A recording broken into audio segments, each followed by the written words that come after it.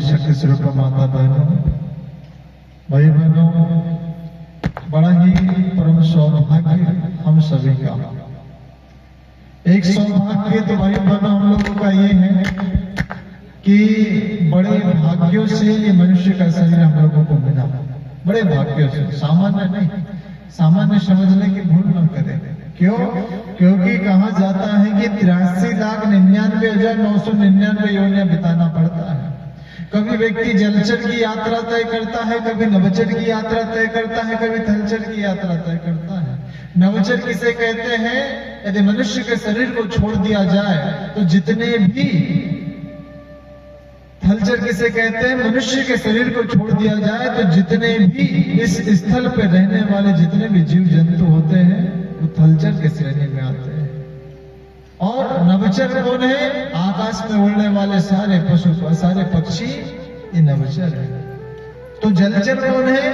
जलचर वायुगुण जो जल में रहते हैं, जल में जितने भी जीव जंतु रहते हैं जलचर है। न जाने कितने सारे योनियों से होकर के यात्रा आई, उसके बाद में उस परमात्मा ने, उस भगवान ने, उस परमेश्वर ने हमारे ऊपर बड़ी कृपा की और ये सौभाग्यशाली देह मनुष्य की हम लोगों को दी। ये पहला सौभाग्य हम लोगों का। और नहीं तो भाई बहनों, कितने पशु पक्षी जीव जंतु हम अपने आंखों से देखते हैं, लेकिन भगवान ने हमारे ऊपर एक सौभाग्य की बारिश करी। भगवान ने हम लोगों पर एक महत्व की कृपा करी और बड़े भाग्य से मनुष्य का शरीर हम लोगों को दिया। तो ये मनुष्य का शरीर हम लोगों को मिल जाता और दूसरा सौभाग्य नहीं मिलता, भारत जैसे भूमि में पैदा होने का सौभाग्य नहीं मिलता, तो संभवतः यदि अन्य देशों में हम लोग जन्म ले लेते, जापान में ले लेते, चीन में ले लेते, अमेरिका में ले लेते या अन्य विभिन्न देशों में जन्म लेते, तो भाई बहनों, संभवतः फिर अध्यात्म से जुड़ने का, सत्संग में जाने का, भगवान के पूजा पाठ करने का सौभाग्य हम लोगों को नहीं मिल पाता। ये भारत जो भूमि है, ये सामान्य भूमि नहीं मेरे भाइयों। यहाँ पर ऋषियों का जन्म हुआ, संतों का जन्म हुआ, मनीषियों का जन्म हुआ, रामकृष्ण गौतम गांधी का जन्म हुआ, स्वामी विवेकानंद जैसे महापुरुषों का जन्म हुआ। और सारे देवी देवताओं ने यदि जन्म के लिए किसी भूमि का चयन किया तो भारत की भूमि थी। ये सामान्य भूमि नहीं है। दूसरा सौभाग्य तो ये भी था कि हम लोगों को भारत की भूमि में जन्म लेने का अवसर मिला। भारत की भूमि में जन्म लेने का अवसर मिल जाता और संभवतः जम्मू कश्मीर या तमिलनाडु या अन्य देशों में हम लोगों का जन्म हो जाता, तो भाई बहनों, मध्य प्रदेश में रहने के पश्चात हम लोगों से इतनी ठंड सहन नहीं होती। जम्मू कश्मीर में उतनी ठंड सहन हो जाती। मध्य प्रदेश में रहने के पश्चात जेठ का मास आता है तो हम गर्मी से तिलमिला जाते हैं, तो भाई बहनों, तमिलनाडु में रह करके इतनी भीषण गर्मी को सहन कर पाते हैं। भारत की भूमि तो मिली, लेकिन उसमें भी मध्य प्रदेश मिला भाई बहनों, जिसमें हम सारे मौसमों का आनंद लेते हैं, ठंड का आनंद लेते हैं, गर्मी का आनंद लेते हैं, बारिश का आनंद लेते हैं, और असंतुलित कुछ नहीं होता है। ठंड भी एक सीमा में रहती है, गर्मी भी एक सीमा में रहती है, और बारिश भी एक सीमा में रहती है। भाई बहनों, ऐसे मध्य प्रदेश में हम लोगों को पैदा होने का अवसर मिला। तो मध्य प्रदेश में यदि उत्तरी मध्य प्रदेश में पैदा होने का अवसर मिल जाता तो अब तो नहीं कहा जा सकता, लेकिन पहले भाई बहनों, उत्तरी मध्य प्रदेश बड़ा ही खतरनाक कह सकते हैं, लेकिन अब तो लगभग सभी जगह व्यवस्थित हो गया। उसके पश्चात हम लोगों को बैतूल जैसे सीधे साधे सरल शांत जिले में पैदा होने का अवसर मिला। बैतूल छोड़ दो, उसके पश्चात और एक सौभाग्य हम लोगों का रहा, कौन सा? मुल्ताई, जहां से मां ताप्ती का उद्गम हुआ, मां वर्धा का उद्गम हुआ। ऐसे पुण्य शलीला मां ताप्ती और पुण्य शलीला मां वर्धा जी के तट पर हम लोगों को पैदा होने का और जीवन जीने का सौभाग्य मिला मेरे भाई बहनों। इतना परम सौभाग्यशाली और इस धरती पर कौन हो सकता है? जितने सौभाग्य को लेकर के हम लोग जीवन जी रहे हैं, निश्चित रूप से हम लोग सौभाग्यशाली हैं। तो सौभाग्यशाली है, तो सौभाग्यशाली होने के पश्चात यदि हम वास्तव में जीवन की महत्ता को न समझ पाए मेरे भाई बहनों, तो जीवन ऐसा ही चला जाएगा। आप लोग यहाँ जितने आए हैं, ये वास्तव में महासौभाग्यशाली लोग हैं। क्यों? क्योंकि एक सौभाग्य तो मनुष्य का शरीर मिलना होता है, और दूसरा सौभाग्य सत्संग मिल जाना होता है। जिसके जीवन में सत्संग आ जाता है, उसका जीवन में भाई बहनों उद्धार होता हुआ चला जाता है। एक कंजूस सेठ थे, बड़े कंजूस, बड़े कृपण, कभी भगवान की पूजा पाठ में, सत्संग में कभी उनका मन नहीं लगता था। लेकिन क्या हुआ, उनके घर पे जो बेटा पैदा हुआ, बड़ा ही भगवत भक्त बेटा पैदा हुआ, बड़ा सत्संगी बेटा पैदा हुआ। पिताजी ने कहा कि यदि मेरा बेटा ऐसे ही सत्संग में जाया करेगा, भगवान की भक्ति करेगा, तो जो मैंने इतना धन कमा करके रखा है, मेरे मकान का क्या होगा, मेरे दुकान का क्या होगा, मेरे व्यापार का क्या होगा। उन्होंने कहा कि इसके मार्ग को बदलने की आवश्यकता है। पिताजी ने कहा, बेटा आज के बाद में सत्संग में मत जाना, और इतना ही नहीं बेटा, जहां पर सत्संग हो रहा है वहां पर दोनों हाथों की दोनों उंगलियां अपने कानों में देना और वहां से भाग जाना। क्यों? क्योंकि सत्संग के स्वर तेरे कानों में नहीं पड़ना चाहिए। इतनी सत्संग से नफरत। अब भाई बहनों, बेटी वही करते जो माता पिता सिखाते हैं।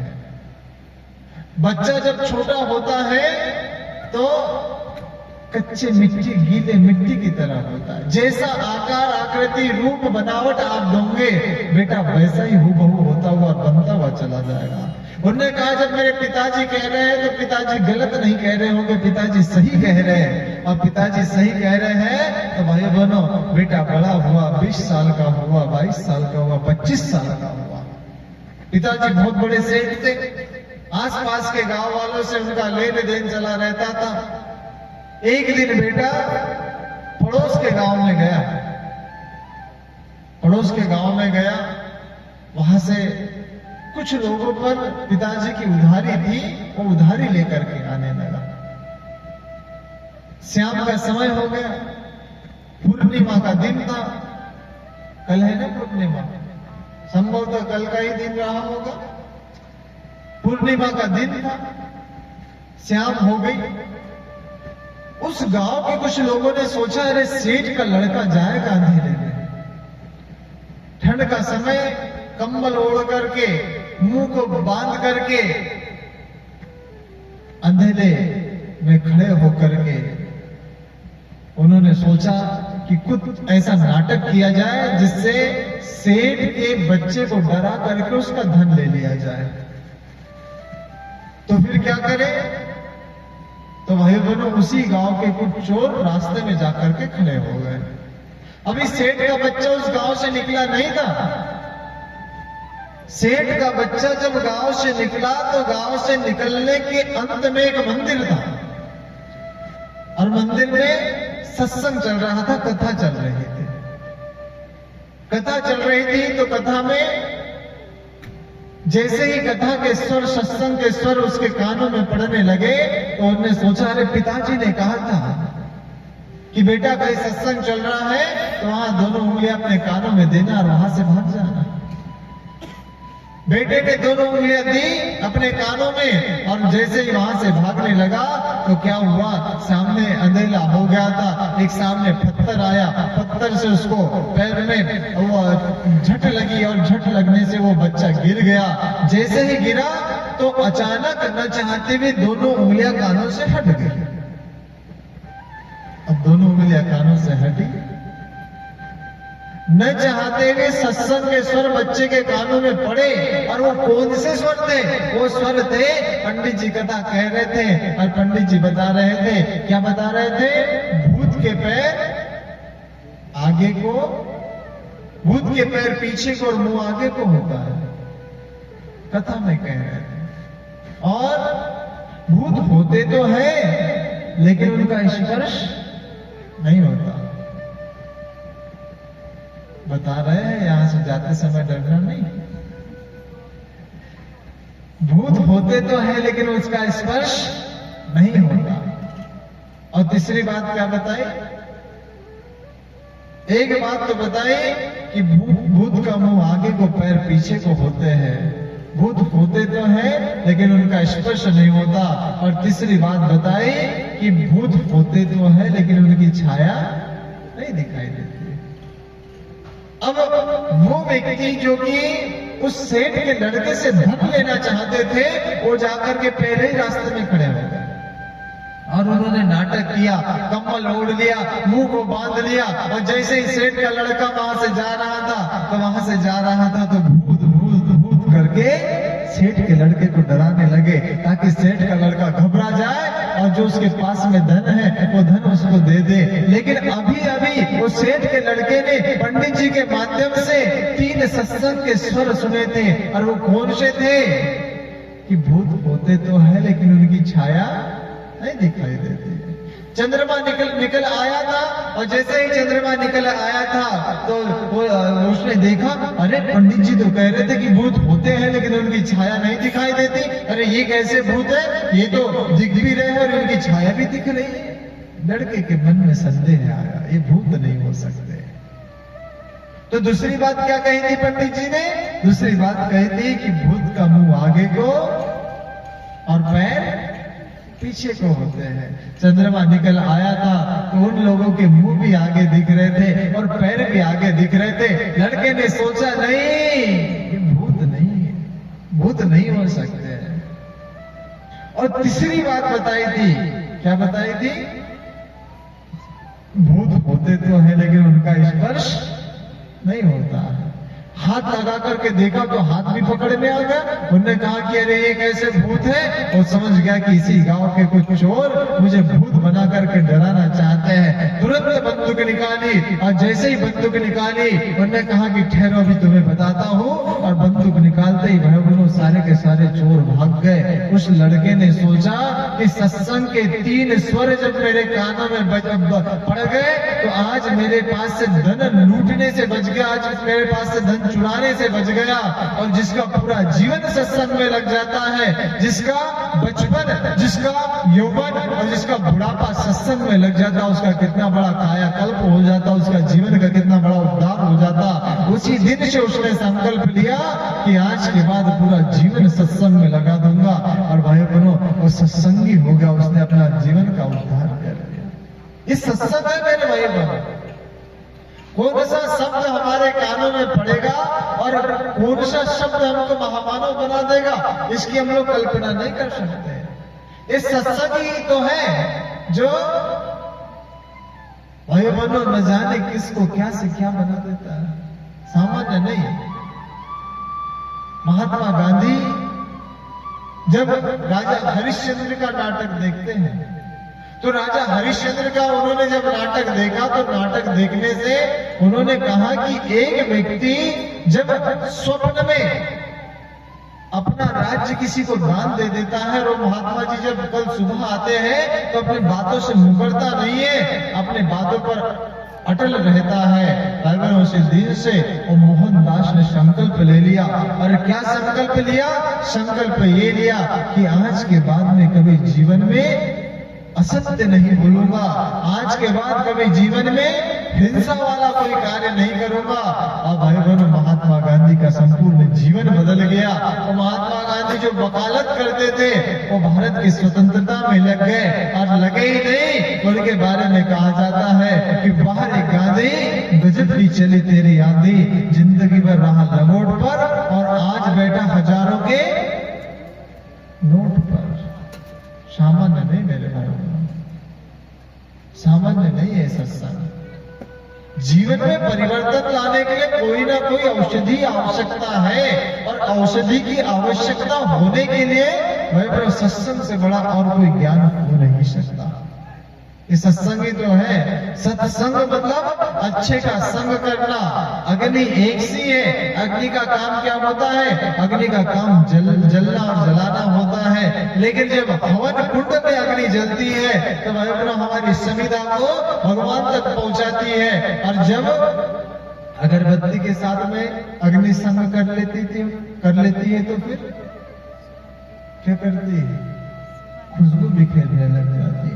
धूप बत्ती के साथ में जब अग्नि संग कर लेती है तो भी खुशबू बिखेरने लग जाती है। जब दीपक के साथ में अग्नि संग कर लेती है तो भाई बहनों अंधेरे को दूर भगाने के काम में आती है। और जब माता बहनों के चूल्हों के साथ में अग्नि संग कर लेती है तो भाई बहनों फिर रोटी पकाने के काम में आ जाती है।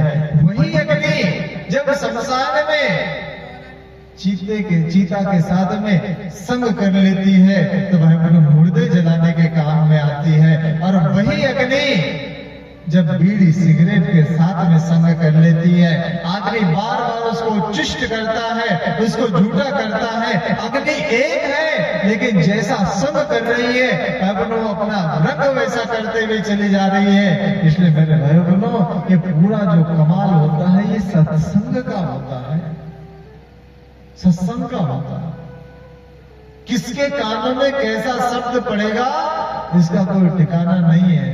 और किसके कानों में भगवान सत्संग का स्वर पढ़ करके उसका उद्धार हो जाएगा इसके बारे में कहा नहीं जा सकता। एक नारायण नाम का व्यक्ति था, 17 वर्ष की आयु में जब विवाह के मंडप में खड़ा था, तो विवाह के मंडप में खड़ा होने के पश्चात सारे जब शादियां होती है, विवाह होता है तो सबसे पहले विधान होता है कि पंडित जी क्या करते हैं? क्या करते हैं? माला डालते हैं कि मंगलाष्टक करते हैं? हाँ क्या करते हैं? मंगलाष्टक करते हैं। क्या होता है मंगलाष्टक? भाई बहनों हम लोगों ने केवल मंगलाष्टक और माल्यार्पण को शादी मान करके बैठे हैं। मंगलाष्टक और माल्यार्पण विवाह नहीं है। जब तक वर वधू अग्नि के साक्षी में नहीं बन जाते हैं, तब तक भाई बहनों वो पति पत्नी नहीं बनते हैं। इसीलिए कहा जाता है कि संपूर्ण विवाह होने के पश्चात ही हम लोगों को आशीर्वाद देने का क्रम चलाना चाहिए। हम लोग क्या करते हैं, मंगलाष्टक किए, माल्यार्पण किए, भैया हमारे पास में टाइम नहीं है, तुम्हारे फेरे वेरे बाद में लगाते रहना, पहले तो हमको जाने दो। नहीं मेरे भाई बहनों, वहां जब शादी में गए, अभी शादी का सीजन चलेगा, बाढ़ चलेगी शादी की, 1 तारीख में 10-10 शादी है, क्यों साहब? हाँ, तो भाई बहनों वहां पर जाओगे कभी तो कोशिश करना, निवेदन करना, जैसे ही मंगलाष्टक वाला क्रम होता है तो लड़के और लड़के के भाई बहनों अग्नि के साक्षी में फेरे जब तक नहीं हो जाते हैं, आशीर्वाद देने वाला क्रम मत करना। क्योंकि आशीर्वाद दे किसको रहे हो? अभी तो कन्या और एक लड़का ही है। भाई बहनों जब वर और वधू पति और पत्नी को आशीर्वाद देने गए हो तो पूरा कर्मकांड और पूरा विवाह होने के पश्चात आशीर्वाद देना। और दूसरों के शादी में गए, वहां यदि उन लोगों ने ऐसा क्रम नहीं बनाया तो इस वर्ष यदि आपके बेटे या बेटी की शादी होगी तो आप लोगों ने इस क्रम का निर्वहन करना मेरे भाई बहनों। आज वास्तव में हम लोग विवाह को एक तमाशा बना लिए, और यदि हम कहें कि विवाह में केवल 6 व्यक्ति के अतिरिक्त ना किसी को दुख झेलना पड़ता और ना ही किसी को सुख झेलना पड़ता। वो 6 व्यक्ति कौन है? एक पति पत्नी और एक लड़के के माता पिता और एक लड़की के माता पिता, ठीक है? जो हजारों की संख्या में आए, ये क्या है भाई बहनों? ये केवल शादी में 15 से 20 मिनट के लिए आए हैं, लिफाफा देने के लिए आए हैं। शादी के बाद तुम्हारा क्या होगा उनसे उनको कोई लेना देना नहीं, शादी के पहले क्या हो रहा था उनसे उनको कोई लेना देना नहीं। तो जो 1000 व्यक्ति जिनको शादी के बाद कोई लेना देना नहीं है, उनके चक्कर में हम हमारे घर के विवाह पद्धति का स्वरूप क्यों बदले? जैसा क्रम है मेरे भाई बहनों, जैसा वैदिक पद्धति में दिया गया है, वैसे उस क्रम का निर्वहन करें तो निश्चित रूप से दैवीय गुण भाई बहनों उन जोड़ों के भीतर आ जाते हैं। तो एक नारायण नाम का व्यक्ति जब 17 वर्ष के आयु में भाई बहनों शादी के मंडप में था और मंगलाष्टक हो रहे थे, तो मंगलाष्टक हो रहे थे तो पंडित जी अंत में क्या कहते पता है? शुभ लग्न, बोलो, शुभ लग्न सावधान। जैसे सावधान शब्द नारायण ने सुना, अचानक मन के भीतर भाव आया कि मुझे सावधान होने की आवश्यकता है। किसके प्रति सावधान होने की आवश्यकता है? अपने जीवन के प्रति सावधान होने की आवश्यकता है। अपना खुद का शादी का मंडप छोड़ा और भाई बहनों जाकर के कहते हैं कि साधना में बैठ गया, और साधना में बैठने के पश्चात जब वहां से 12 वर्ष के पश्चात उठा तो उठने के बाद में भाई बहनों केवल नारायण नहीं था, वो समर्थ रामदास हो गया था। और जब समर्थ रामदास हो गया था तो समर्थ रामदास ने शिवाजी जैसे, छत्रपति शिवाजी जैसे महापुरुषों को कहने का काम किया। हम लोग अपने आप को जाने मेरे भाई बहनों, हम लोग जाते हैं एक भीड़ कांड बन जाते हैं, लेकिन जब बात आती परिवर्तन की तो परिवर्तन करने में भाई बहनों हम लोग उसको स्वीकार्यता नहीं देते। आज आवश्यकता है हम लोगों को, लेकिन ये आवश्यकता की पूर्ति कब होगी? जब भाई बहनों हम सत्संग रूपी ज्ञान के गंगा में जाएंगे। क्यों? क्योंकि सत्संग वो गंगा है, इसमें जो नहाता है चाहे जीवन में भाई बहनों कितने से बड़ा पाप क्यों ना किया हो, भाई बहनों वो भी पावन हो जाता है, वो भी पावन हो जाता है। रत्नाकर नाम का डाकू कोई सामान्य डाकू नहीं था मेरे भाई बहनों, लेकिन नारद जी के मन में आया कि क्यों न इस व्यक्ति को सही मार्ग का अवलंबन किया कराया जाए।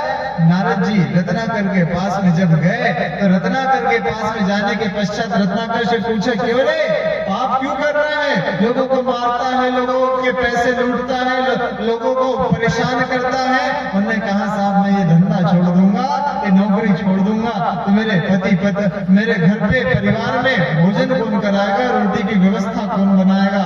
नारद जी ने कहा जब पूछ करके तो आ, जिसके लिए तू कमा रहा है वो तेरे इस पाप में शामिल हो गया नहीं हो गया? उन्होंने कहा बात तो सही है। गया अपने घर, पत्नी से पूछा बोले देवी, मैं जो लोगों को मारता हूं, जो उनसे धन लेता हूं, लोगों को परेशान करता हूं, और मैं जो परिवार चलाने के लिए धन लेकर के आता हूं, तो बोले जब देवी इसका पाप का फल मिलेगा तो इसमें तुम भी शामिल होगी।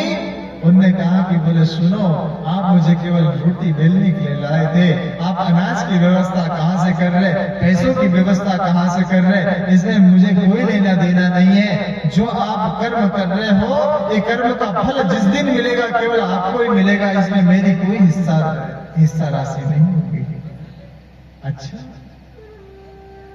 बच्चों से पूछा, बोले बेटा जो मैं पाप का धन कमा करके ला रहा हूं, ये पाप का दंड जब मुझे मिलेगा तुम मेरे साथ में शामिल रहोगे? उन्होंने कहा बोले पिताजी, हर कोई बच्चा जब छोटा होता है, जब तक अपने पैरों पर खड़ा नहीं हो जाता है, तब तक प्रत्येक पिता का दायित्व होता है कि जब तक बच्चा पैरों पर खड़ा नहीं होता, उसके लिखाई का, उसके दवाई का, उसका खाने का, उसका खर्चा सारा का सारा एक पिता निर्वहन करता है। बोले अच्छा, मतलब तुम भी हमारे पाप कर्म में शामिल नहीं रहोगे? बोले नहीं। गया जाकर के अपने माता पिता से पूछा, बोले माता पिता एक बात बताओ, जो मैं धन को पाप की कमाई कर करके ला रहा हूं, इसमें तुम शामिल रहोगे? उन्होंने कहा बेटा जब तक तू छोटा था तब तक हमारी जवाबदारी थी, अरे बेटा अब तो हम बूढ़े हो गए, अब तू कैसा धन कमा करके लाता, इससे हमें कोई मतलब नहीं है, हमें तो केवल 2 वक्त की रोटी से मतलब है।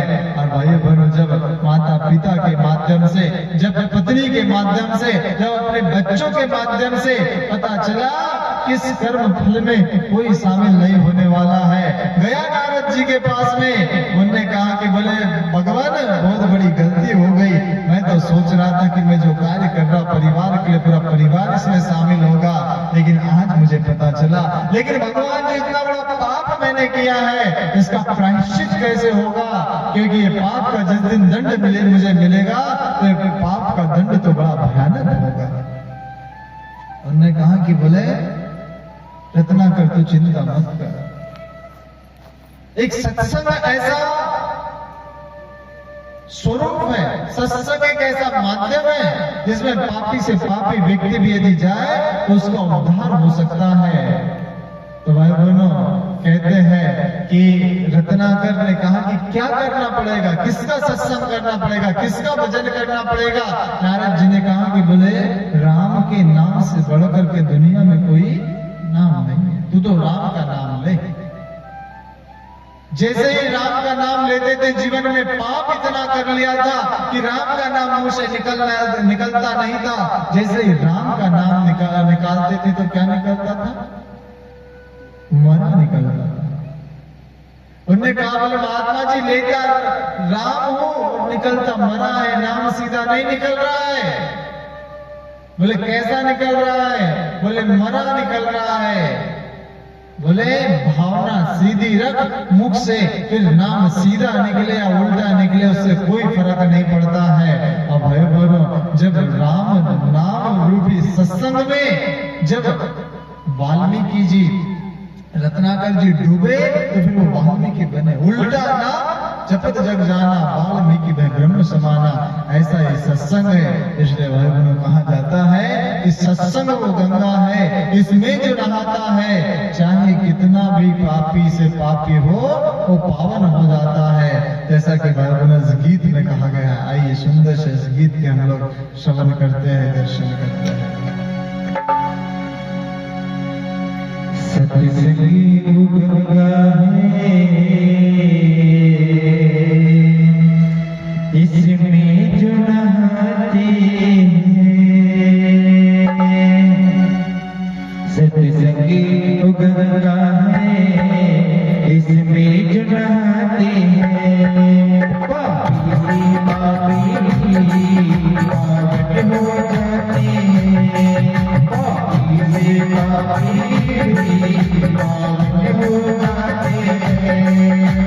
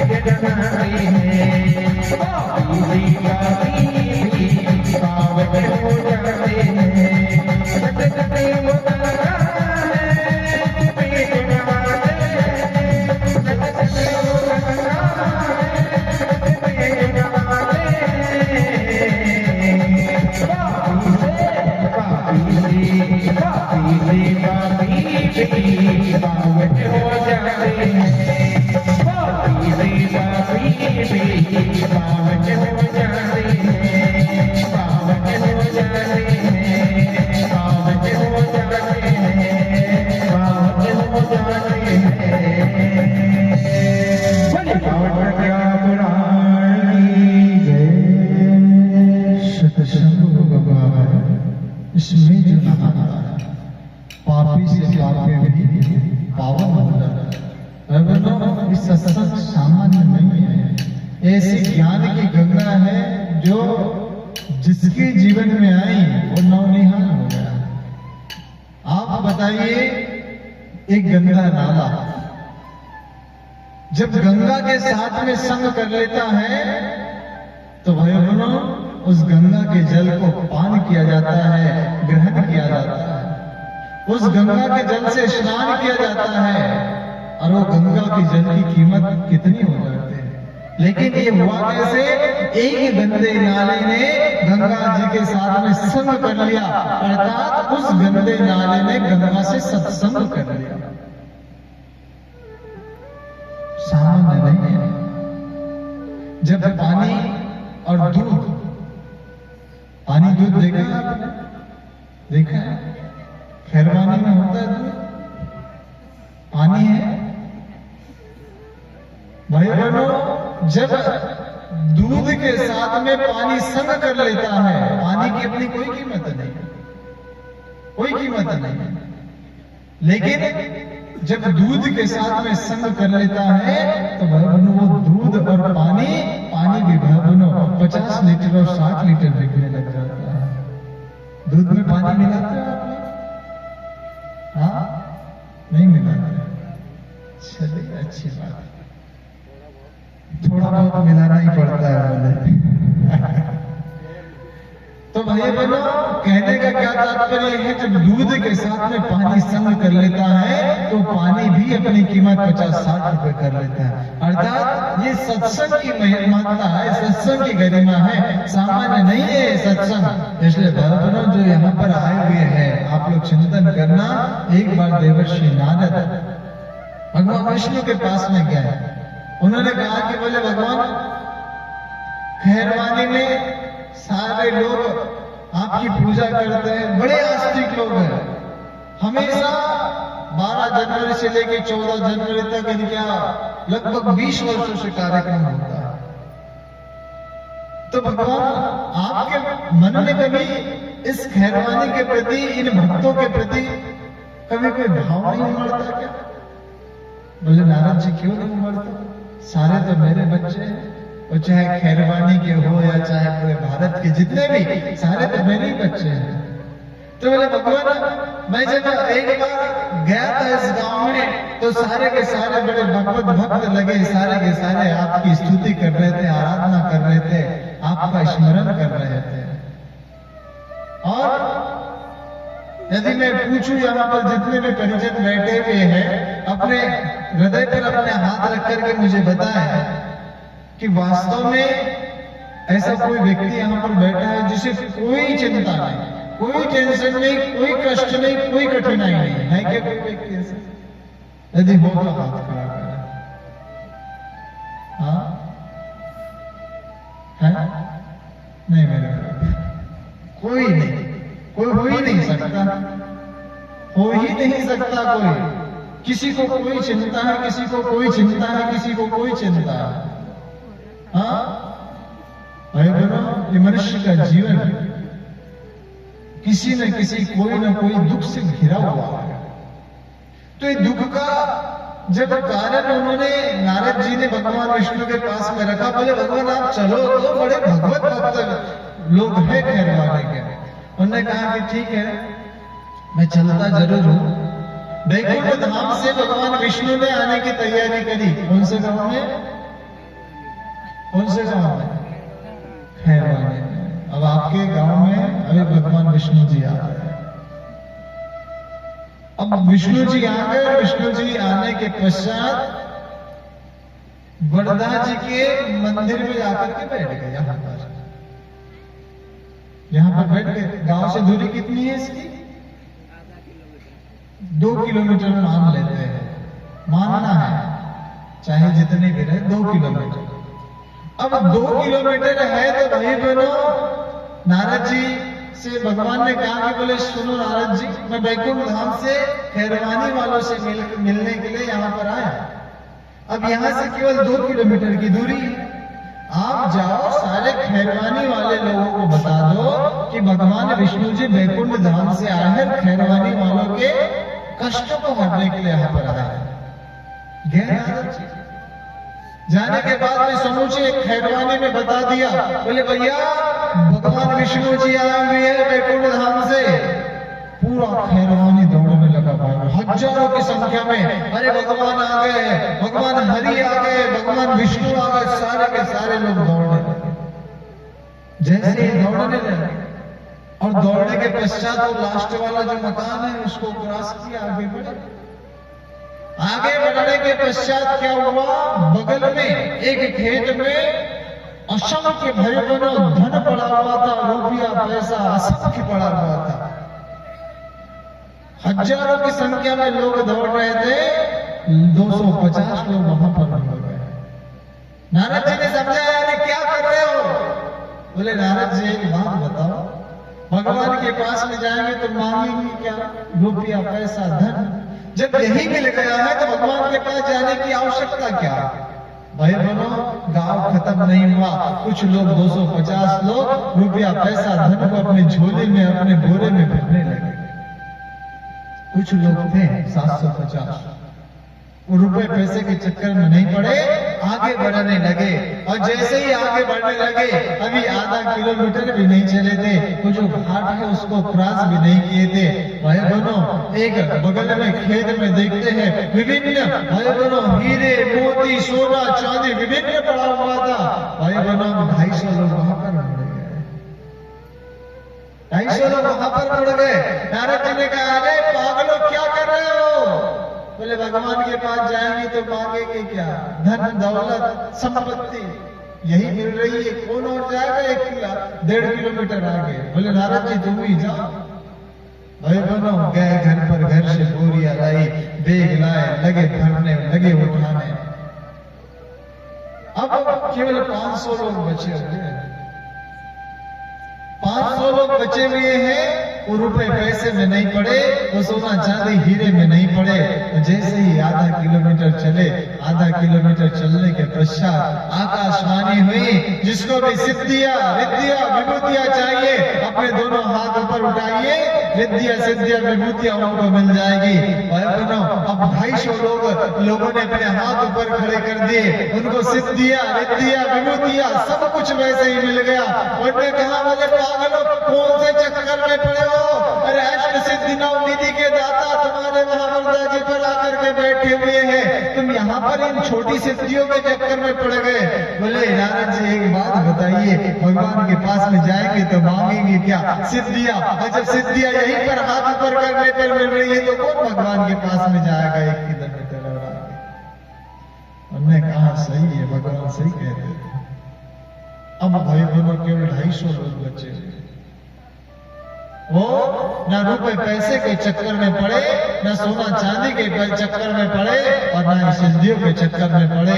अब भाई बहनों, भगवान से मिलने की केवल 1 किलोमीटर की दूरी है। जैसे ही आधा किलोमीटर चलते हैं, आधा किलोमीटर चलने के पश्चात आकाशवाणी होती है, बोले जिसको भी मुक्ति चाहिए, जिसको भी स्वर्ग चाहिए, बस दोनों हाथ जोड़ो, तुरंत स्वर्ग चले जाओ और मुक्ति चले जाओ। वो भाई बहनों, जितने भी 250 लोग बचे हुए थे, दोनों हाथ जोड़े और भाई बहनों सारे के सारे स्वर्गवासी हो गए, उनकी मुक्ति हो गई। उन्होंने कहा, अरे स्वर्ग को देने वाला, मुक्ति का दाता तुम्हारा पिता बड़दा जी पर जाकर के बैठा है, तुम उनसे नहीं मिलोगे और सीधे उनके धाम पहुंचना चाहते हो? बोले नारद जी, उनसे मिल मिलेंगे तो क्या मांगेंगे? जीवन से मुक्ति। और जब मुक्ति और स्वर्ग यही मिल रहा है हाथ जोड़ने से, तो कौन आधा किलोमीटर और आगे बढ़ करके विष्णु जी से मिलेंगे? भाई बहनों, हजारों की संख्या में जो भीड़ चल रही थी, अब 1.5 किलोमीटर हुआ नहीं तो सारी हजारों की संख्या की भीड़ अपने अपने निजी स्वार्थों के चक्कर में पड़ करके रह गई। और भाई बहनों, अकेले देवर्षि नारद भगवान विष्णु जी के पास में पहुंचे, अकेले नारद। भगवान विष्णु ने कहा, क्यों नारद जी, खैरवानी में कोई मिला नहीं? बोले भगवान मिले तो बहुत सारे लोग थे, हजारों की संख्या में। जब भगवान आपका नाम बताया तो मेरे साथ में दौड़ पड़े थे, लेकिन भगवान मैं तो आपकी लीला को, मैं तो आपकी माया को समझ गया था, लेकिन वो मनुष्य आपकी लीला को और माया को नहीं समझ पाया। भगवान जब हजारों की संख्या में लोग चले तो भगवान 250 लोग तो रुपया पैसे के चक्कर में पड़ गए, 250 लोग सोना चांदी के चक्कर में पड़ गए, 250 लोग सिद्धियों के चक्कर में पड़ गए, 250 लोग मुक्ति के चक्कर में पड़ गए। लेकिन भगवान आपसे मिलना कोई नहीं चाहा। लेकिन यहाँ पर जितने भी परिजन आए हुए हैं मेरे भाई बहन, अपने कड़कड़ाटे थाने में एक कार्यक्रम अपने गांव से 1-आधा किलोमीटर दूर होने के पश्चात आप निश्चित रूप से मानना भगवान की कृपा, विशेष कृपा आप लोगों के ऊपर है, क्योंकि भगवान के पास केवल नारद जी जाते हैं। और नारद कोई सामान्य व्यक्ति नहीं, नारद कौन है? जिसकी बात को जिसकी बात को कोई रद्द नहीं कर सकता, वो नारद है। आप भाई बहनों सारे के सारे नारद के स्तर के व्यक्ति यहाँ पर बैठे हुए हैं। और जब भगवान ने नारद जी की तारीफ करी, बोले वास्तव में नारद जी मुझे कोई चाहता नहीं, मेरे माध्यम से लोग अपनी मन्नतें पूरी करना चाहता है। आप यदि बता दो कि यहां से 500 किलोमीटर दूर एक मंदिर है जहां पर भगवान सारी मन्नतें पूरी करता है। भाई बहनों कल के कल लोग गाड़ियों से तैयारी करेंगे, फिर वहां जो चाहे वो व्यक्ति करेगा, बस मन्नत पूरी हो जाए, बस मन्नत पूरी होना चाहिए। भाई बहनों भगवान किसी की भी मन्नत पूरी नहीं करता। हमारे कर्मों का ही फल हम लोगों को मिलता है और हमारे प्रारब्ध का ही फल हम लोगों को भुगतना पड़ता है। हाँ, भगवान की कृपा थोड़ी बहुत हो जाती है, और जब भगवान की कृपा सत्संग हम लोगों के जीवन में आ जाता है, भगवान की कृपा हम लोगों के ऊपर हो जाती है, तो भाई बहनों क्या होता है, जहाँ चाकू का घाव लगने वाला रहता वहां सुई का घाव लग जाता है, और जहाँ पे भयंकर भाई बहनों हमारा प्रारब्ध हावी होने वाला था, वहां से चुटमुट चोट लग करके हम लोगों का काम हो जाता है। लेकिन कर्मों से भाई बहनों कोई बच नहीं पाता है, कर्मों से कोई नहीं बच पाता। आप लोगों को पता है, हम लोग कहते हैं ना गंगा जी क्या करती है, हमारे पापों को क्या करती है, धोती है, धोती है, सही बात है। लेकिन कौन से पापों को धोती है, ध्यान से सुनना। अब जो कल कार्यक्रम में आएंगे उनको नहीं पता रहेंगी ये बात, क्लास तो आगे बढ़ जाएगी। गंगा जी पापों को धोती है, लेकिन गंगा जी वो पापों को धोती है जो हमसे जाने अनजाने में हुए हैं, जो हमसे जाने अनजाने में पाप हो गए हैं। गाड़ी चला रहे हैं, गाड़ी के पहिए के नीचे बारीक बारीक जीव जंतु आ गए, हमें पता नहीं था, हमारा वो उद्देश्य नहीं था उनको मारना, मर ऐसे पाप जो जाने अनजाने में हुए, उन पापों को गंगा जी धोती है। गंगा जी पापों को धोती तो है, लेकिन जो जाने अनजाने में पाप होगा गंगा जी उसको धोती है। और जो जानबूझ करके हम लोगों ने पाप किया है, गंगा जी छोड़ो भाई बहनों, दुनिया की कोई ताकत उस पाप को नहीं रह सकती है। और नहीं तो भीष्म पितामह कौन थे? भीष्म पितामह गंगा जी के बेटे थे, गंगा जी के पुत्र थे, गंगा पुत्र थे। जब भीष्म पितामह ने श्री कृष्ण भगवान से पूछा, बोले केशव एक बात बताओ, जीवन में ऐसा कौन सा मैंने पाप किया था जिसके वजह से मुझे इतने दिनों तक बानों की सैया पर सोना पड़ा? कितनी कठिन वेदना हुई होगी, सोचो मेरे भाई बहन। एक कील पांव में हमारे गड़ जाए तो एक कील पांव में गड़ने पे कितनी पीड़ा हम लोगों को होती है। असंख्य बाणों से छेदन करके उस शरीर में भाई बहनों अर्जुन ने भीष्म पितामह को बाणों की सैया पर सुलाया तो कितनी पीड़ा हुई। पूछा भगवान कृष्ण से, बोले एक बात बताओ, ऐसा कौन सा पाप मैंने किया था? तब श्री कृष्ण भगवान ने क्या कहा पता है? श्री कृष्ण भगवान ने कहा, बोले पितामह जीवन में ऐसा कोई पाप आपने नहीं किया, लेकिन एक पाप बन पड़ा था आपसे। कौन सा? जब भरी सभा में भरत वंश की कुलवधू द्रौपदी का चिरहरण हो रहा था, वहां आप चुप बैठे थे। पितामह ने कहा, बोले उस सभा में केवल मैं ही चुप दिखा आपको, और सारे सभा में अन्य लोग चुप नहीं दिखे। तब क्या कहा कृष्ण भगवान ने पता है? बोले पितामह अन्य लोग चुप बैठे थे, उसका कारण था लेकिन आप चुप बैठे थे, उसका अन्य कारण था। बोले पितामह आप चुप बैठे, उसका पाप केवल आपको लगा, क्योंकि आपका हस्तिनापुर की सुरक्षा के प्रति दायित्व था, आप किसी राजा के प्रति बंधे हुए नहीं थे। राजा को तो आपने बिठाला था, ऐसा कोई व्यक्ति वहां पर नहीं था। यदि भीष्म पितामह वहां पर उठ करके खड़े हो जाते, उस सभा का उल्लंघन कर देते, बहिष्कार कर देते, तो राजा की भी हिम्मत नहीं थी कि भीष्म पितामह की बात को काट सके और टाल सके। क्यों? क्योंकि भीष्म पितामह ने जो प्रतिज्ञा ली थी वो हस्तिनापुर के सुरक्षा के लिए ली थी। राजा का अधीनस्थ भीष्म पितामह नहीं थे, बाकी जितने थे मंत्री थे, कोई कुछ था, कोई सेवक था, कोई दास था, ये तो राजा के अधीनस्थ थे, ये तो राजा के आदेश के अनुसार चलने वाले थे। लेकिन पितामह आप राजा के आदेश पर, आप पर कोई प्रतिबंध नहीं था, आप राजा के आदेश से पूर्णतः मुक्त थे, आप अपने विवेक का प्रयोग कर सकते थे। और पितामह केवल जीवन में एक पाप आपसे बना और यही पीड़ा और यही कारण इस पाप का बना। हे बनो, इसका क्या अर्थ है? इसका अर्थ ये है कि दुनिया में जो पाप हो रहा है, यदि इसमें हम लोगों के सामर्थ्य है, हमारे आंखों के सामने है, और यदि हमारे विरोध करने से वो पाप रुक जाता है, तो निश्चित रूप से हम लोगों ने विरोध करना चाहिए।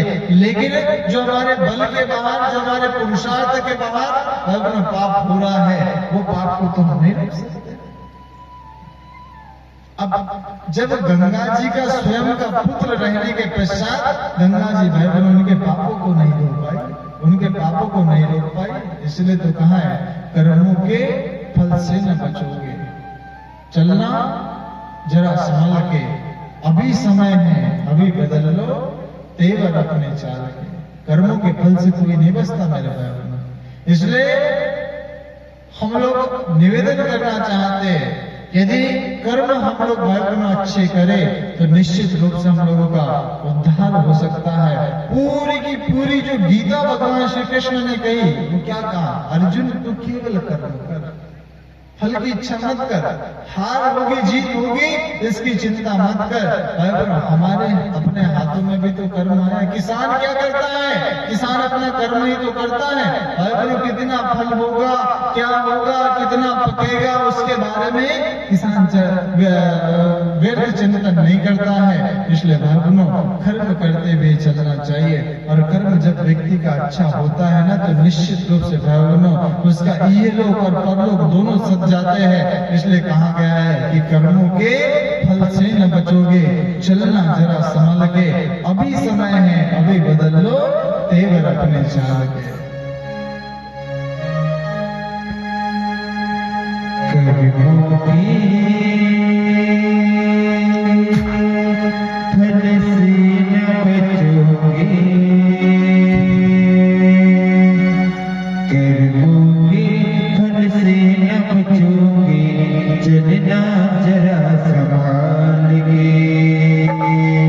अभी समय है, अभी बदल लो तेवर अपनी चाल के, अभी समय है, अभी बदल लो तेवर अपनी चाल के।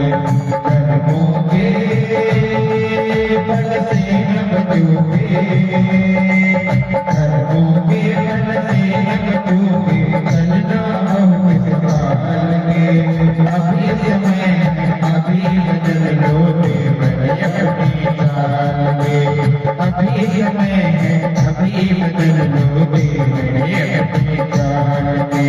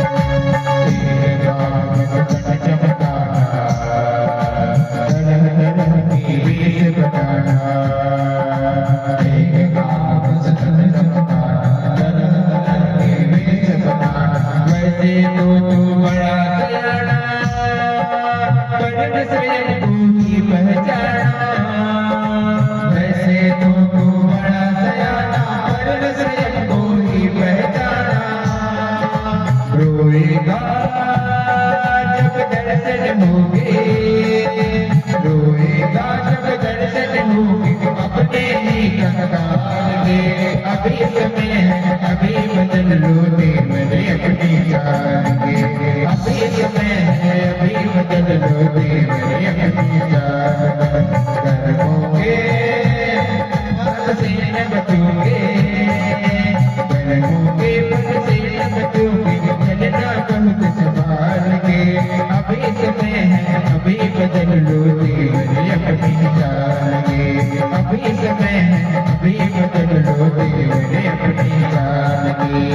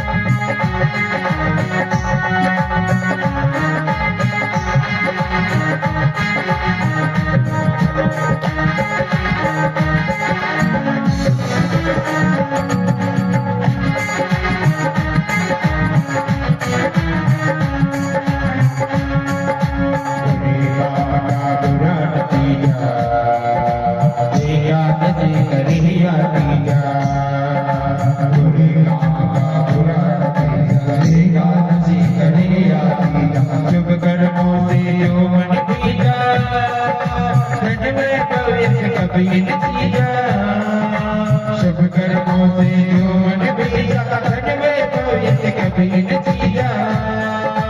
बोएगा तो वह काटेगा, बोएगा तो वह काटेगा, कहीं सुबह सलमान के। अभी समय है अभी बदल लो तेरे अपनी जान के। अभी समय है अभी बदल लो तेरे अपनी जान के।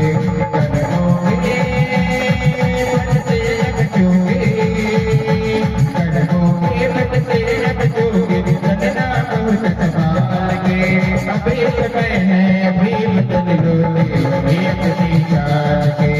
अभी समय है अभी बदल लो तेरे अपनी जान के। हाथी बदे अपनी जान के, हाथी बदे अपनी जान के, हाथी बदे अपनी जान के। बोले बाबा क्या पुराण की जय। कर्मों के फल से न बचोगे, चलना बड़ा संभाल के। अभी समय है अभी बदल लो तेवर अपने चाल के। भाई बनो, एक कर्मों के फल ने भगवान को भी नहीं छोड़ा। जिन भगवान नारद जी की हम लोग बात कह रहे हैं, कहा जाता है कि नारद जी जब हिमालय पर बैठ करके तपस्या में लीन थे, तो तपस्या में लीन रहने के पश्चात कहा जाता है कि जब किसी की साधना का स्तर बढ़ता है तो इंद्र को बड़ी घबराहट होती है, कहीं मेरी कुर्सी ना चली जाए। क्यों?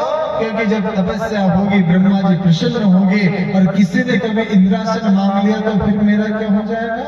भाई बहनों, कहते हैं कि नारद जी ने बड़े बड़े परियों को भेजा, अप्सराओं को भेजा, लेकिन नारद जी की तपस्या को डिगा नहीं सके। साक्षात कामदेव को भेज दिया, लेकिन कामदेव का भी बाणों का कोई असर नारद जी पर नहीं हुआ। तीनों लोकों में घूमे और उन्होंने कहा कि बोले ऐसा कोई व्यक्ति है जो नारद की तपस्या को डिगा सके। तो भाई बहनों, नारद जी की तपस्या को डिगा नहीं पाए। सभी लोगों को बताया, ब्रह्मा जी को बताया और विष्णु जी को बताया और महेश जी को बताया कि मैंने कामदेव पर विजय प्राप्त कर ली। वो मायापति भगवान विष्णु ने एक माया का संसार बनाया, और जब माया का संसार बनाया तो माया का संसार बनाने के पश्चात भाई बहनों, एक राजकुमारी का विवाह होने वाला था। राजकुमारी के पिता ने कहा, बोले महात्मा जी मेरी कन्या का हाथ देखना, इसका विवाह करना है। अब जब नारद जी ने उसका हाथ देखा तो उन्होंने देखा कि इस कन्या से जो विवाह करेगा दुनिया में उसको हरा पाने की सामर्थ्य किसी के भीतर नहीं होगी। अरे लक्ष्मी है, साक्षात लक्ष्मी इस धन की देवी है, इससे जो विवाह करेगा उसका सौभाग्य की क्या गुणगान करे। लेकिन नारद जी के मन में अब काम ने जन्म ले लिया। उन्होंने कहा कि और कोई विवाह करे उससे अच्छा क्यों न मैं ही उस कन्या के साथ में विवाह कर लूं। लेकिन ये कन्या इस महात्मा वाले वेशभूषण में मेरे से विवाह तो नहीं करेगी। तो क्या करना चाहिए? जिस परमात्मा ने सृष्टि का निर्माण किया उसी के पास में चलना चाहिए। भगवान विष्णु जी के पास में गए नारद जी, और जब गए तो जाने के पश्चात उन्होंने क्या कहा? बोले भगवान ऐसा शरीर दो, ऐसा शरीर दो, ऐसा चेहरा बना करके दो कि मुझको देख करके वो कन्या केवल मेरे ही गले में माला डाले। उन्होंने कहा कि बिल्कुल नारद जी मैं ऐसा सुंदर बना दूंगा आपको कि आप चिंता मत करो। अब भगवान जैसा ही नारद जी ने एक रूप पाया, मन में प्रसन्नता हुई। और जब मन में प्रसन्नता होती है तो भाई बहनों व्यक्ति नाच पड़ता है। और जब नाच पड़ता है तो नाचने के पश्चात नारद जी का एक ही भजन था। कौन सा? कि श्रीमन नारायण नारायण नारायण, श्रीमन नारायण नारायण नारायण, श्रीमन नारायण नारायण नारायण, श्रीमन नारायण नारायण नारायण, लक्ष्मी नारायण नारायण लक्ष्मी नारायण नारायण, विष्णु नारायण नारायण नारायण, विष्णु नारायण नारायण नारायण।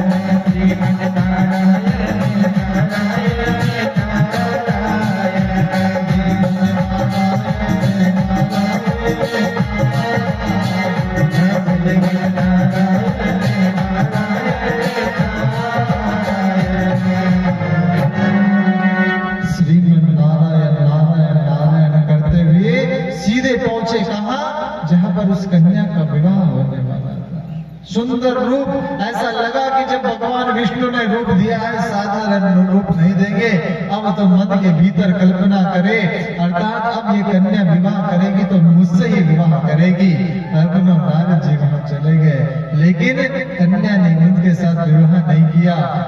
कन्या ने उसी जगदाधार भगवान विष्णु के गले में माला डाली और वो सीधी वैकुंठ धाम को चली गई। अब भाई बनो नारद जी को क्रोध आया। इसीलिए कहा जाता है संतों का आशीर्वाद यदि मिल जाए तो जीवन धन्य बन जाता है, और संतों का साथ मिल जाए तो भाई बनो जीवन कष्ट कठिनाई से भर जाता है। अपने कमंडल का दाहिने हाथ में जल लिया और श्राप दे दिया। जैसे भगवान विष्णु की आराधना, पूजा, उपासना, साधना नारद जी करते थे, उसी भगवान विष्णु को श्राप दे दिया। संतों की सामर्थ्य कम नहीं होती, उसी भगवान को बोले तुम अपने बल और अपनी शक्ति पर अभिमान करते हो, मैं श्राप देता हूं तुम्हें। जो बंदर का मुख तुमने मुझे दिया है, यही बंदर के मुख वाला एक ऐसा समय आएगा जब तुम जीवन में विपरीत परिस्थिति में, प्रतिकूल परिस्थिति में पड़ जाओगे, यही बंदर के मुख वाले तुम्हारी रक्षा करेंगे। और आज जो पत्नी के शोक में मैं दुखी हूं, जो पत्नी की पीड़ा में मैं दुखी हूं, एक समय ऐसा आएगा कि तुम भी पत्नी के विक्षोभ में, तुम भी पत्नी के वियोग में, तुम भी पत्नी के शोक में दुखी रहोगे। उस समय त्रेता युग का आया भाई बनो। भगवान विष्णु जी को भी जब भगवान नारद जी ने श्राप दे दिया तो भगवान विष्णु जी को भी वो कर्म का भुगतान करना पड़ा। मैं नहीं जानता आपकी सामर्थ्य भगवान विष्णु जी से बड़ी होगी, भगवान शंकर जी से बड़ी होगी, तो आप कर्मों से बच सकते हैं, कर्मों से दुनिया में कोई नहीं बच सकता। ये कर्म कैसा है पता है? जैसे धरती में यदि हम अनाज का दाना डालते हैं, गेहूं का दाना डाला, दुनिया का कोई भी साइंटिस्ट डालो, कोई भी इंजीनियर डालो, गेहूं के दाने को सोयाबीन के दाने में नहीं बदल सकते, सोयाबीन के पौधा उसमें नहीं निकल सकता। गेहूं का दाना डाला है, गेहूं का दाना ही निकलेगा। सोयाबीन का दाना डाला, सोयाबीन का ही दाना निकलेगा। आम का बीज डाला है, आम का ही वृक्ष निकलेगा। और भाई बबुल का बीज बोया है, बबुल का ही वृक्ष उस पर निकलेगा। इसलिए मेरे भाई बनो, जैसा हम लोग बीज बोते हैं उसी प्रकार हम लोगों को फल मिलता है, उसी प्रकार से फल मिलता है। हम लोगों को लगता है हम लोग कर्म से बच जाएंगे, भाई बनो कण कण में देवता वास करते हैं, कहाँ हम कर्म के फल से बच जाएंगे। एक व्यक्ति एक अमराई से गुजर रहा था। अब जब अमराई से गुजर रहा था तो मीठा पीले कलर का स्वादिष्ट आम किसने देखा? आंखों ने देखा। अब जब आंखों ने देखा, जी ललचाया, मन ललचाया कि वो आम खा लूंगा तो कितना अच्छा लगेगा। मन ललचाया, वैसे ही दोनों पैर उस आम तक गए। आम तक जब पैर गए तो उस आम को तोड़ा किसने? हाथों ने। अब हाथों ने तोड़ा तो खाया किसने? मुंह ने खाया। अब मुंह ने खाया तो गया कहां? पेट में गया। ये आम को तोड़ते हुए, आम को खाते हुए देख लिया किसने? उस अमराई के मालिक ने। लाया बड़ा डंडा, दी पीठ पर मिला करके। अब जैसे ही पीठ पर डंडा पड़ा तो पीठ पर डंडा पड़ने के पश्चात भाई बहनों डंडा जम से पड़ गया तो रोना आया। कहां से? आंखों से। देखा किसने था? आंखों ने। गलती किसकी थी? आंखों से। रोना किसको पड़ा? आंखों को पड़ा। मेरे भाई बहनों, ये कर्म फल का सिद्धांत भी ऐसा है। कर्म यदि हमारा है तो उसको हमारा भाई नहीं भुगतेगा। कर्म यदि हमारा है तो हमारे माता पिता नहीं भुगतेंगे। जिस प्रकार हमारा सिर दर्द हो रहा, मैं अपने भाई से कहूँ भाई 1 करोड़ रुपए ले ले, मेरा सिर दर्द तू सहन कर ले, वो कहे ऐसा कुछ नहीं हो सकता। मैं कहूँ मेरा पेट दर्द हो रहा है, अपने माता पिता से, अपनी पत्नी से कहूँ मेरा पेट दर्द ले ले, कुछ बदले में पैसे ले ले, ऐसा संभव नहीं हो सकता। जिस प्रकार हमारा दर्द हमें को सहन करना पड़ता है, उसी प्रकार हमारा कर्म हमको ही भुगतना पड़ता है। इसलिए भाई बहनों, ये मनुष्य के जीवन में जाने अनजाने में जो कर्म हो जाते हैं उसको गंगा तो धो देती है, लेकिन गलती से जो जानबूझकर हम लोगों ने कर्म कर लिया है, निश्चित रूप से हम कहते हैं कि एकदम से तो नहीं धुलेंगे, लेकिन थोड़े थोड़े भाई बहनों उसकी रंगत कम हो जाएगी। जो हम लोगों को तलवार चाकू का घाव लगने वाला था, सुई की नोक लग करके वो मिट सकता था, लेकिन करना क्या पड़ेगा? सत्संग करना पड़ेगा और यज्ञ करना पड़ेगा। इसलिए आपसे आज की कथा में यही निवेदन करते हैं कि आज चाहे संख्या कम थी, लेकिन कल संख्या सत्संग की कम नहीं होना चाहिए और यज्ञ की संख्या कम नहीं होनी चाहिए। इतना निवेदन करने के पश्चात आज के सत्संग को यही विराम देते हैं और भाई बहन आपसे निवेदन करते हैं कि आरती के लिए आप सभी लोग अपने अपने यथा स्थान खड़े हो जाए, क्योंकि समय लगभग अपने पूर्णता की ओर है। आप लोगों से निवेदन है आरती के लिए अपने स्थान पर खड़े हो जाइए। आरती की थाली प्रज्ञा प्रधान जी की आरती करें।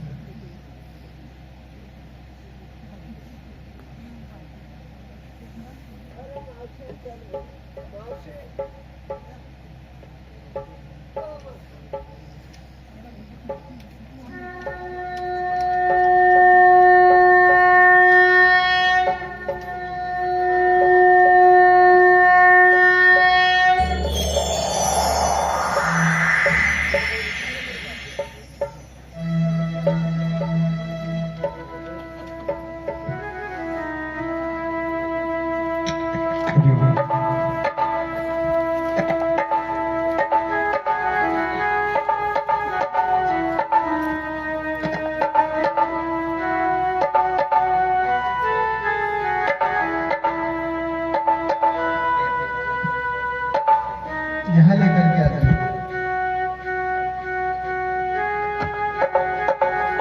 आरती इधर पुराण के पास है।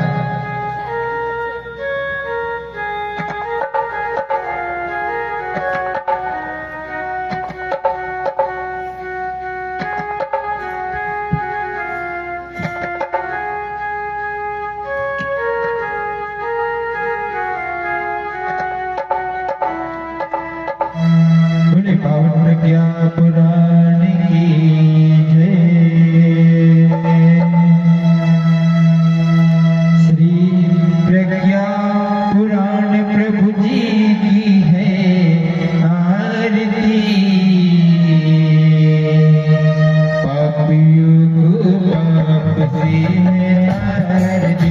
श्री प्रज्ञा पुराण प्रभु जी की है आरती। पापियों को पाप से है तारती। पापियों को पाप से, पापियों को पाप से, पापियों को पाप से, पापियों को पाप से, पापियों को पाप से है तारती। प्रज्ञा पुराण प्रभु जी की है आरती। श्री प्रज्ञा पुराण प्रभु जी की है आरती। पापियों को पाप से है तारती। श्री प्रज्ञा पुराण प्रभु जी की है आरती। पापियों को पाप से है तारती।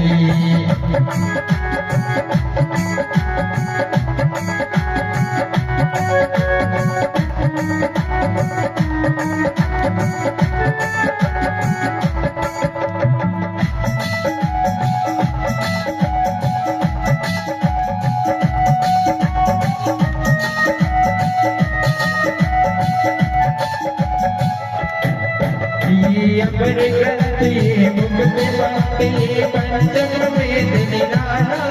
नव ज्योति जगाने वाला ये अमर ग्रंथ ये मुक्त बात ये पंचम वेद निराला। नव ज्योति जगाने वाला ये अमर ग्रंथ ये मुक्ति पंथ ये पंचम वेद निराला। नव ज्योति जगाने वाला ये अमर ग्रंथ मुक्ति पंथ ये पंचम वेद निराला। नव ज्योति जगाने वाला। हरि नाम यही, हरि नाम यही, हरि नाम यही, हरि नाम यही, यही जग मंगल की आरती। पापियों को पाप से है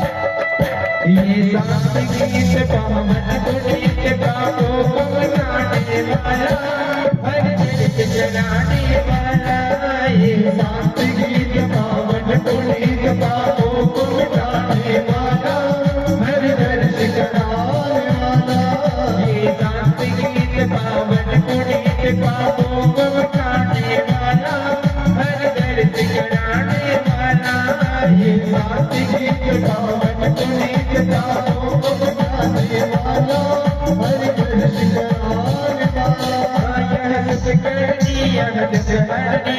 दुख करनी श्री मधुसूदन की आरती, पापियों को करती है आरती, श्री प्रज्ञा पुराण सब देती है आरती, पापियों को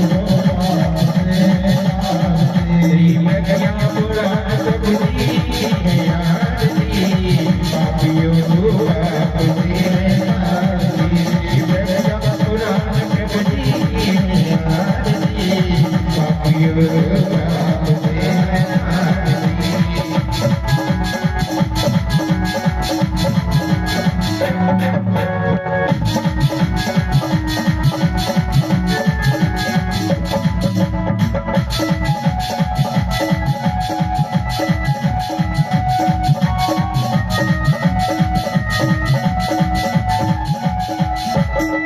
ये मधुर बोल दिखाने वाला, बिगड़ी तो बनाने वाला, ये मधुर बोल सलमान दिखाने वाला, बिगड़ी तो बनाने वाला, ये मधुर बोल सलमान दिखाने वाला, बिगड़ी तो बनाने वाला, ये मधुर बोल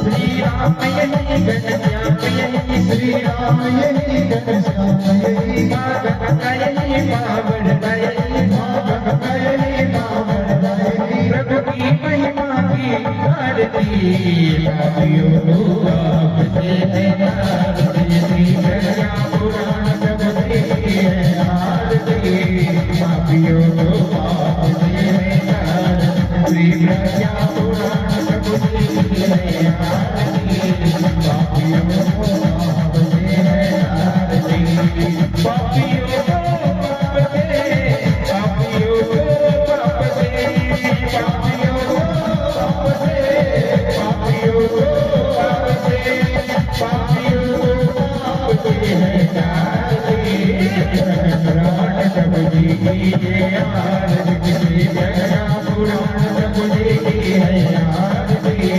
पापियों को आपसे है आरती, पापियों को आपसे है आरती, पापियों को आपसे है आरती, कटोर गौरव कटाव कारक कटार कारक केतुहार कटाव चंदन जान पवन भवानी ज्ञान मान ज्ञान मान सकाल काले कपाल माला संकरा दिगंबराय दिगंबराय नमः शिवाय नमः शिवाय तमेव मानस सिकामया तमेव मनस सिकामया तमेव नित्यात् विनम्रमया तमेव सर्वं देव देव तमेव सर्वं देव देव गुरुर्ब्रह्मा गुरुर्विष्णु गुरुर्देवो महेश्वरा गुरुर्साक्षात् परब्रह्म तस्मै श्री गुरुवे नमः तस्मै श्री गुरुवे नमः अद्वैतं श्री दामोदरं नारायणं जानकी वल्लभं हरे राम राम राम हरे हरे हरे कृष्ण कृष्ण हरे राम राम हरे हरे हरे कृष्ण कृष्ण हरे हरे राम हरे हरे कृष्ण शिवाजी गोल के राजा श्री अमजा जगत गली अब तू राजा शिवाजी गोल के राजा श्री अमजा जगत गली अब तू राजा श्री अमजा जगत गली अब तू राजा राधे कृष्ण राधे कृष्ण राधे कृष्ण हरे हरे राधे कृष्ण राधे कृष्ण राधे कृष्ण